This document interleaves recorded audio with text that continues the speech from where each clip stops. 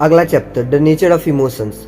अपने इमोशंस को हैंडल करना ट्रिकी हो सकता है, खासकर तब जब वो नेगेटिव होते हैं। आप तुरंत अपने गुस्से या फ्रस्ट्रेशन को कंट्रोल नहीं कर सकते, चाहे आप कितनी भी कोशिश कर ले। लेकिन अपने इमोशंस को हैंडल करना पॉसिबल है, ये समझकर कि ये सिर्फ थोड़ी देर के लिए आते हैं और फिर चले जाते हैं। जैसे पेनी लोग को ये सोचकर चिड़चिड़ाहट होती है कि वो देर से उठी है, इसके बाद उसे जल्दी जल्दी नहाना पड़ता है, ब्रेकफास्ट करना पड़ता है और काम पर भागना भी पड़ता है। इस फ्रस्ट्रेशन की फीलिंग से वो जल्दी बाहर नहीं आ पाती। अगर वो खुद को ये बोल भी दे कि उसे इस चीज़ से बाहर निकलना चाहिए, तो भी ये तरीका काम नहीं करता। इसके बजाय पेनीलोप खुद को अपने इमोशन से डिटैच यानी अलग कर सकती है। वो बोल सकती है, हाँ, जिस तरह से मेरा दिन शुरू हुआ है उससे मुझे चिढ़ हो रही है, लेकिन ये इरिटेशन धीरे धीरे दूर हो जाएगी और मैं फिर अच्छा फील करने लगूंगी। इमोशंस आते जाते रहते हैं।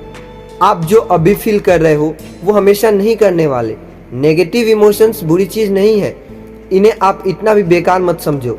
कई बार ये आपके लिए एनकरेजमेंट का कारण भी साबित होते हैं कि आपको कुछ करना चाहिए। हार की फीलिंग आपको अगली बार और ज़्यादा मेहनत करने के लिए पुश करती है। किसी अपने का खोना आपको उन लोगों की कदर करवाने लगता है जो आपके पास अभी मौजूद है। अगर आप अभी भी नेगेटिव इमोशन से डील करते करते परेशान हो चुके हैं, तो इस टाइम को याद करो जब आपने उन्हें पास्ट में एक्सपीरियंस किया था। आप इस चैलेंजिंग सिचुएशन को पहले भी फेस कर चुके हैं और तब भी आप उससे निकल पाए थे, चाहे आपको कितना भी बुरा क्यों ना लग रहा हो। आपको पता होना चाहिए कि ये फीलिंग भी चली जाएगी। नेगेटिव इमोशन से डील करने का एक और हेल्दी तरीका है कि इस बात को याद रखें कि ये आपको डिफाइन नहीं करते। अगर आप डिप्रेस हो तो इसका मतलब ये नहीं है कि आपको डिप्रेशन है, इसका मतलब ये भी नहीं है कि आप एक फेलियर है। जो आपको अभी फील हो रहा है, एक इंसान के तौर पर आपको किसी से कम नहीं बनना। फिर से याद दिला दे कि आपको खुश रहने के लिए एक्टिव होकर पॉजिटिव एटीट्यूड बनाए रखना होगा। क्या आपने ये कहावत सुनी है, आप जो सोचते हो उसी को अट्रैक्ट करते हो? ये पॉजिटिव और नेगेटिव स्टेट दोनों पर अप्लाई होता है।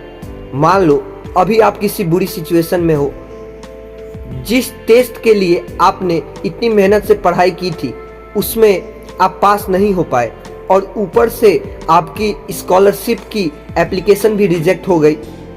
ये दोनों इवेंट आपको अपनी लाइफ के उन बाकी के एरिया पर फोकस करने देगी जो गलत जा रहे हैं। हो सकता है कि ऐसे में आपको याद आए कि आपका वेट बढ़ रहा है, आपको लगता है जैसे आपको पसंद नहीं करता कोई, आप अकेले और उदास फील कर रहे हो। नेगेटिविटी को खुद पर हावी होने देना बहुत आसान है, लेकिन जो इमोशन आप पर हावी हो रहा है, आपको उसकी पकड़ से खुद को आज़ाद करना होगा।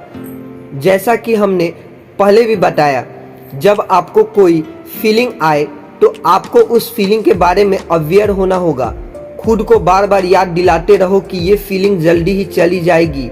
ये आपको अपने इमोशंस को और उन्हें क्या ट्रिगर करता है इस चीज़ को ट्रैक करने में भी मदद करेगा।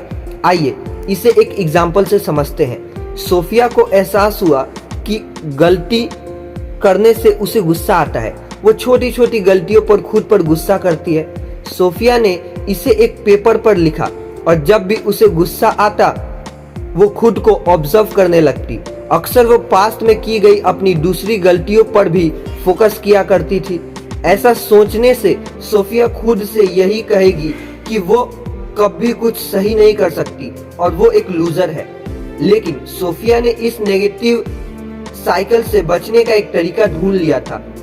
वो खुद को याद दिलाती थी कि वो भी एक आम इंसान है और इससे भी गलतियां हो सकती है। सोफिया खुद को ये भी याद दिलाती कि उसने अपने लाइफ में कुछ अचीवमेंट भी तो किया है। थॉट्स के नेगेटिव साइकिल को रोकने के लिए खुद को ऑब्जर्व करने की आदत डालो। पता लगाओ कि आपके इमोशंस को क्या ट्रिगर करता है। उस दौरान आप खुद को क्या क्या कहते हैं, वो कौन सी चीज है जिसने आपको इस नेगेटिव साइकिल से बाहर निकलने में मदद की थी और आपने उससे क्या सीखा।